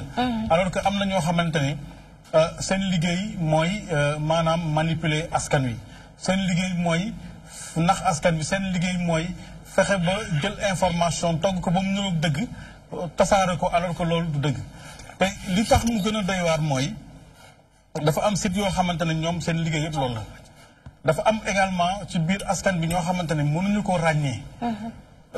et tout de suite bu ñu ko gisee rek au lieu ñu xaw ci interroger wala ñu xaw ci douter dañuy partager tout de suite te internet yàlla dafa def ni liñ ci wasaare boo deful ndànk rek benn information buñ ko ci defee ay simili rek mun naa wër àdduna. ñëpp mën nañ ko partager loolu mooy danger bi donc bu fekkee da nga gis benn information li nga war a njëkk a xool. mooy ban site moo ko joxe wala ban groupe de presse moo ko joxe. am ndax nekkul site rek yëpp ñoo am crédibilité. voilà wax nañ ko mën a accorder. mi ngoog voilà crédibilité bi moom nga war a njëkk a xool ndax information bi am na site yu crédible bu ko wax ba pare. te aussi si journalisme mooy li ngeen xam mooy recoupement soo gisee yenn xibaar yi jéemal xool ci toile bi ndax am na yeneen site yu ko wax suñ ko waxul rek war nga dute. man am na benn xibaar bu ma déggoon jamono yële passé mu jëm ci président Cameroun bi. mais tout de suite dama dem ci internet ma xool sama application yi gisuma benn notification yu jógee ci groupe de presse yoo xam ne mën nañu wax ne groupe de presse yu crédible la. tout de suite man am naa doute ki ma ko wax ma ne ko defal attention parce que lii à part li nga ma wax nii yow lii nga ma wax nii gisuma ko feneen. donc mën nga commencer am doute. bëri na léegi xam nga dañ nekk si àdduna boo xam ne àdduna communication te communication dafa am lu ñuy tuddee propagande dafa am ñoo xam ne dañuy joxe ay xibaar jubloo ñu si dara lu dul manipuler askan wi nax leen pour atteindre seen objectif mën na nekk objectif politique mën na nekk aussi objectif économique parce que dañuy jékki-jékki rek ñu tasaare xibaar produit bi baaxul dégg naa fi fan yi passé mburu làpp xool ngeen baaxul baaxul mais man dama ko bëgg mais dama koy lekk toujours mais dama ko bëgg donc man njëlbeen ñi nag moo xam naa ñi ngay xaar waaw non xam nga rek toujours ngoon ngeeg yooyu xam nga mais donc loolu est-ce que du adversaire économique yi concurrent yi ñoo ko wax am na ay jamono aussi am na ku fi wax ni pastille Valda dañ ko defaree graisse mbaam te loolu du dëgg donc yooyu yëpp ay fake news la yoo xam ne ni si jublu mën na nekk côté politique comme mën na nekk côté économique. mais li nga wax ni peut-être ñu bëri seen xel da ci tey ci benn côté ndax wax dégg nañ la nga wax ni que information bu génnee rek il faut nga xool ki ko joxe kër bu ko joxe. ndax accordé nañ ko li nga xam ne mooy crédibilité. mais des fois ñu gis yenn yoo xam ne entre guillemets ñu ne ñi ay kër yu mag lañ muy rajo télé ba ci presse écrite bi ñu génne ay fausse information après ñu ñëwaat nekk nous nous excusons parce que lu ñu yaakaaroon lii ak lii ci beneen côté ba tey ñu gis ne ay entre guillemets ñi nga xam ne moom ñooy kër yu ndaw yi di génne ay scoop ñeneen ñëpp di ko partagé. waaw li nga wax ni dëgg la mais nag gis nga xam nga Sénégal même du Sénégal sax àdduna bi ñiy joxe xibaar yëpp li ñuy wax course à l'exclusivité loolu mooy scoop yi parce que xibaar boo ko jëlee boo ko xamee da nga koy togg xool ba xam ndax dëgg la vérifier ko xool ba xam dëgg la wala déet nga koy soog a wasaar mais am na ñoo xam ne exclusivité boobu nga wax moom la ñuy def njëkkante yi dégg nañ dara xew na rek tout de suite ñu def édition spéciale wala def benn publication suñu application wala suñu site internet pour def ni ñun ñoo ko wax ni ñun ñoo ko njëkk a wax alors que donc kër yooyu bu fekkee ay kër yu mag lañ war nañ xoolaat seen niveau parce que information balaa surtout yenn type information yi journaliste dafa am responsabilité am na yenn xibaar yoo xam ne bala nga koo génnee da nga koy xool ba mu leer boo ko deful rek wàcc nga sa yoon bi voilà kër yu ndaw yi aussi am na journalisme moom fi ñuy rawantee du mbiru taille bi fi ñuy rawante mooy respect charte yi nga xamante ne moo encadré métier bi am na ñu koy respecté am na ñoo xam ne aussi duñ ko respecté ma jox la benn exemple am na fii ay at kër gu ñaar TF1 ak AFP wax fii ni le directeur de Bouygues dafa gaañu benn samedi la woon je me rappelle bien mais à la minute qui suit ñu ñëwaat ci xibaar boobu ne du dëgg dañ ko jaxase woon ak keneen ku am tur boobu ba pare dëkk si même deux endroits bi mais terewul loolu bi ñu ko gisee ba pare ñi nga xam ne ñoom ñoo doon gérer information yi ci kër taskati xibaar boobu yëpp dañoo démissionné parce que loolu la responsabilité mooy loolu mais bu doon fii yooyu du ci am excuse yi sax léeg-léeg du ci am des fois tamit bi ñuy wax li nga xam ne mooy fake news nekkul ne Sénégal rek la laal le monde entier ñëpp ñi ngi ci ñi ngi koy yëg bu baax a baax par rapport ak fausse information bi man ma am envie laaj la est-ce qu'on n'est pas tous responsables par rapport ak liy xew mais si on est tous responsables parce que fake news mën na daaneel réew mën na daaneel président de la République parce que ñu jël président de la République defal ko benn accusation wala jox ko wax boo xam ne waxu ko mën na tax askan bi soulevé wu mën na tax économie benn entreprise boo xam ne amoon na solo daanu son cours de bourse daanu donc conséquences yi elles peuvent être désastreuses mais lu tax que fausse information am doole parce que ñun askan bi ñoo ko jox solo boobu parce que bu fekkee bon ñun aussi mën nañu wax ni pour dédouaner askan bi aussi ñëpp amuñu formation pour xam wax bi ndax dëgg la am déet xam nga groupe de presse léegi dafa yomb am boo xoolee Sénégal site internet yu ñuy wax yu bëri image yu bëri da ngay gis ay sites yoo xam ne il ne fonctionne que sur internet nañ sax dañu am ay télévision yoo xam ne dañuy ñëw conférence de presse filmer comme ñëpp dem diffuser seen groupe de presse tout à l'heure bi ñuy wax insultes yeeg yooyu mais insultes yi boo xoolee sites yi mu am ak groupe yi mu am c'est des sites yoo xam ne c'est précaire day soog a commencé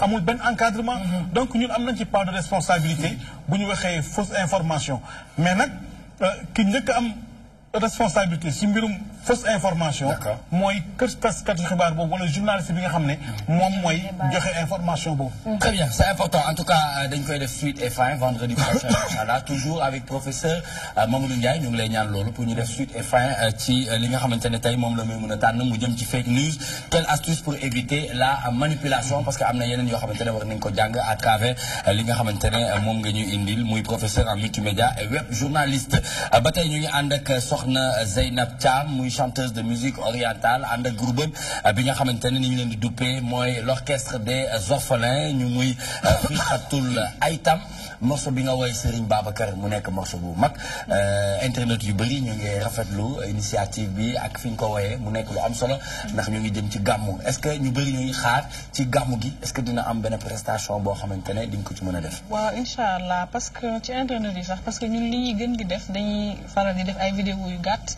di ko dugal ci Facebook bi wala ci suñu chaîne YouTube. d'accord.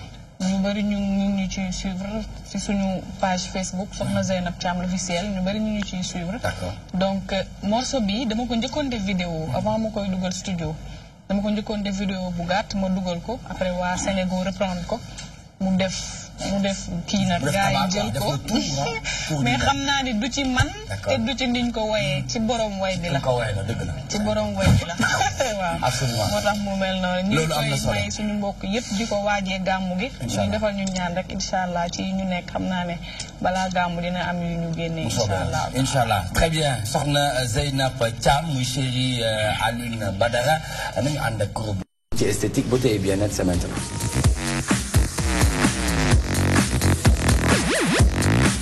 Kéliba laa lay wax de tey kii Kéliba fajar rek Samb xam nga ci lu bëri de. tey nag Koura Bokoum loolu indi nee na les vertus d'une tisane de longue vie Koura. effectivement Nicolas gis nga comme ni ma leen ko indilee. Kéliba baa ngi nii yëkkatil sa loxo ba ñëpp gis ko waaw. Ibrahima jëlal. mu ngi koy jël kay yow koy jël wax rek. Kéliba baa ngi nii mu nekk ñu naan ko tisane de longue vie comme ni ko waxee léegi nii. mu nekk plante médicinale boo xamante ne ñu ngi ko cultiver ci les pays de l'Afrique de l'Ouest maanaam ci zone tropicale yi. te Nicolas notamment au Sénégal sax mën naa wax loolu. ñu ni naan ko. sexaw ñi ne ñoo xamante ne ñi ngi naan ko douté mais li ci gën a am solo mooy ñu koy woowee sexaw parce que ku tedd ki Cheikh Ahmadou Bamba mi ngi santaane ñu koy woowee sexaw pour mu mën ñu faj. Tout à fait. mu nekk aussi plante boo xamante ne c'est typiquement africaine ñu bari ñi ngi koy utiliser bu ñu xëyee di jël seen petit déjeuner. te Nicolas balaa ngay tal beauté balaa nit di mën a dégager beauté bi mu bëgg foo mu nekk en bonne santé. Absolument. Kéliba nag baax na ay vertus yu si nekk. baax na ci constipation baax na ci digestion baax na ci koo xamante ne dafa manqué appétit baax na ci koo xamante ne dafa bëgg perdre de poids. déjà dafay réduire le taux de cholestérol bi nekk si biir yaram. baax na ci prostate baax na dafay protéger foie bi. dafay réduire dafay diminuer l'hypertension artérielle. dafay prévenir et ralentir les maladies cardiovasculaires. dafay augmenter la sécrétion urinaire. anti-inflammatoire la antibactérien la. et pour terminer dafay nekk loo xamante ne dafay prévenir et guérir le paludisme. macha allah kon xam nga ni Kéliba mi ñu utiliser. am na solo. te dañoo juddu fekk suñuy maam di ko utiliser. kër goo dem boo xëyee dem ci benn kër. di nga fekk ñu jël seen cinu Kéliba. maanaam sexaw. comme noonu la ñu santaane pour ñu koy woowee. ñu koy ndekkee mu nekk lu am solo. mais nag attention dafa am ñoo xamante ne waxuñu koy utiliser Nicolas muy les femmes enceintes ak ñi nga xamante ne dañuy nàmpal ak ñi nga xam ne aussi xale yi nga xam ne moins de 2 ans lañ am te bu fekkee sa tension dafay wàcc waroo ko di naan boo koy naan lu ëpp de boo moytuwul mën nga jug rek daanu lii nag moom da nga koy def suite fin de moom tamit parce que saxaw liñ ci war a wax dafa bëri waxul neexaay bi madame waxul neexaay bi te neexaay non wax na neexaay bi waxul neexaay bi neexaay bi kon loolu dañ koy yóbbu naa ko yóbbu àjjuma bi ñu def ko suite fin bu ko defee nga mun cee barkeelu boobaa da ngay indi saxaw dëggantaan saxaw laa indi waaw servi ko si plateau bi madame Sarr yaay booy ziar nañ la ñu ngi delloo ziar yaa ngi am jàmm sant yàlla dégg nga lii sa sët bi wala sa doom bi wax ci si xaw loolu ci mën a dégg très rapidement dégg naa ko te dama koy dëggal ndax man miy toog dama koy utiliser macha allah ndax man dama yore hypertension depuis de nombreuses années wante Kéliba lu ma soxal la ndax liñ ci wax yëpp xam naa ko te vraiment bi ma koy utiliser ba léegi jàmm rek laa ci gis njëriñ c'est important tàggu leen loolu waaye sama yaay ji gis nga indil na la ay yëf de waaye yaay ñu ngi war a waxtaanee nag ci seen association bi nga xamante ne yaa ngeen di war a def conférence religieuse samedi 3 novembre muy suba incha allah foofu ci stadium Iba Mar Diop yéen ñi anciennes yeeg anciens athlètes yi nekk ci réew mi yaa leen taxawal initiative boobu kuréel gi moom bi ngeen ko taxawalee ak léegi ñaata def na ñaata temps kuréel gi moom wax dëgg yàlla yàgg na parce que depuis les années 2000 sama juumulee ay 2003 ba léegi man maa ngi ci biir macha allah te fekkoon naa mu existé mu ngi regroupé nag ñi nga xam ne ah yàlla dafa dogaloon ñu nekk ay sportif. waaw et plus précisément ay athlètes. maanaam lépp lu xam ne moo jëm ci wàllu daw. wàllu tëb. wàllu. yéen génération Victorine bi di ngeen. dem si yàlla exactement exactement Victorine bi di partagé nañu ay plateau ba tàyyi ba nag moom ci ay compétition ñoo ngi profité sax di ñaan yàlla suñu borom ba yàlla na ko doole yërëm. amiin xare ko àjjana. amiin yaa rabbal aalamiin. association bi génération boobu tamit Aminata Mbengue Ndiaye bokkoon na ci. Aminata Mbengue aussi moom i tamit partagé nañu ay plateau ba tàyyi. wax dëgg yàlla rawante nañu lu bari. man maa doon lu ndaw loolu doo leen kii rek. lu ndaw loolu dëgg la dëgg la. suba li war a xew programme bi naka la nar a tëddee madame Sarr. suba bu ñu xëyee ci jàmm ak salaam am nañu wàcce caméra incha allah récital de Coran dina am. à partir de 10 heures. nga xam ne ñu ngi koy jagleel ñi nga xam ne dañ daan ànd ak ñoom di doxal te tey ji yàlla dogal ñu jiitu. d'accord moom la ñu bëgg a defal lu mel noonu. ñaanal leen ci daal yàlla suñu borom ba dolli leen a yërëm. loolu ci suba si lay doon. amiin yaa rabbi. bu ñu demee ba 13h 14h danañu def julli tisbaar. bu ñu jullee tisbaar ba noppi daañu xéewlu à partir de 4h nag ñu taxawal conférence bi ñaan yàlla suñu borom ba defal ñu ci xéewal yi ñu ciy xaar yëpp. incha allah waaye am ngeen ci ay waxtaankat yu mucc ayib yoo xamante ne ràññee nañ leen bu baax ci réew mi. ku ci mel ni Tafsir Abdourahmane Gaye ak ki nga xamante ne moom mooy sama xarit muy Aïdara